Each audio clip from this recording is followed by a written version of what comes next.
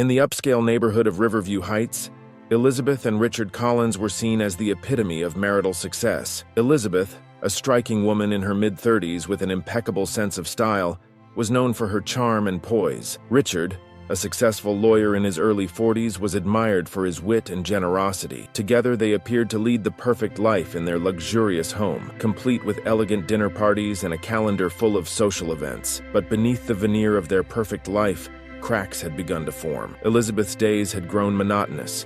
Richard's long hours at the office left her feeling lonely and unfulfilled. To fill her time, she joined the local gym, hoping the workouts would distract her from the emptiness she felt. It was there that she met Lucas, a charismatic fitness instructor in his late 20s, with a magnetic smile and an athletic build that caught her attention. At first, their interactions were professional. Lucas guided Elizabeth through her workout routines, offering tips and encouragement, but their dynamic began to shift during a session on the weight machines.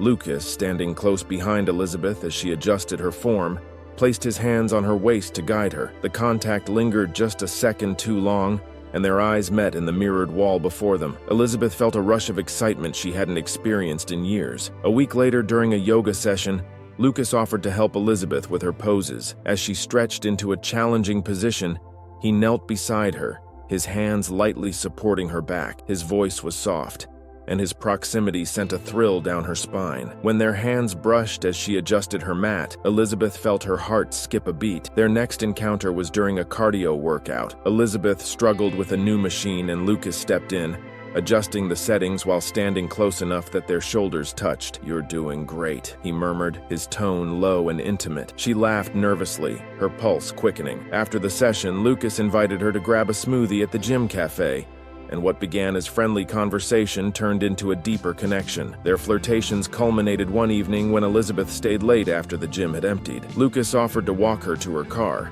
and as they reached the parking lot, he stopped, turning to face her. "Elizabeth," he said, his voice husky, "I can't stop thinking about you." Before she could respond, he leaned in, and their lips met in a kiss that ignited a spark she couldn't ignore. From that moment, their affair began, cloaked in secrecy. They met in hotel rooms, exchanged late-night texts, and shared stolen moments whenever they could. Lucas awakened a passion in Elizabeth she hadn't felt in years, but guilt lingered in the back of her mind. She tried to convince herself it was harmless, but she knew deep down that the truth would devastate Richard. Richard, ever the astute observer, soon noticed changes in Elizabeth. She guarded her phone, her demeanor shifted, and she seemed distracted even during their rare moments together. His suspicions grew when he found a receipt for a hotel he hadn't visited. Instead of confronting her, Richard hired a private investigator, and within days, he had his answer. The investigator presented photos of Elizabeth and Lucas in an intimate embrace. Richard was livid, but he didn't confront Elizabeth right away. Instead, he began crafting a plan. His legal mind,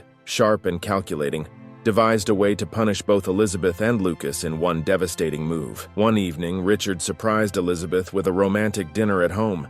He was unusually attentive, filling her glass with her favorite wine and reminiscing about their early days together. Elizabeth, overwhelmed by guilt, resolved to end things with Lucas. But as Richard spoke, his tone filled with affection, she felt a pang of fear she couldn't explain. The next morning, Lucas received an anonymous text promising a large sum of money in exchange for his silence about the affair. The message instructed him to meet at a construction site on the edge of town. Lucas, intrigued and suspicious, agreed. Elizabeth woke to find Richard gone. Her unease grew when she received a frantic message from Lucas. "Something's wrong. I think Richard knows. He wants to meet me." Panicking, she called Richard, but his phone went straight to voicemail. Racing to the construction site, Elizabeth arrived to find Lucas lying motionless on the ground, blood pooling beneath his head. Standing over him was Richard, his expression cold and composed, a wrench in his hand. "He made his choice," Richard said, his voice devoid of emotion. Elizabeth begged Richard to explain, but he walked away, leaving her alone with the gruesome scene. She called the police, but by the time they arrived, Richard was gone. The investigation that followed stunned Riverview Heights. The photos of Elizabeth and Lucas were leaked, and whispers of Richard's premeditated actions spread through the community. But with no concrete evidence tying him to the crime, Richard disappeared, leaving Elizabeth to face the fallout alone. Elizabeth's perfect life was destroyed. The affair, the lies, and Lucas's tragic death left her a pariah in the eyes of her neighbors. She couldn't escape the haunting question: had Richard planned the perfect revenge? Or had he snapped in a moment of rage? As Elizabeth stood in the ruins of her once perfect world, she couldn't help but wonder, was this the price of her forbidden love? Or had Richard's deadly game been in play all along?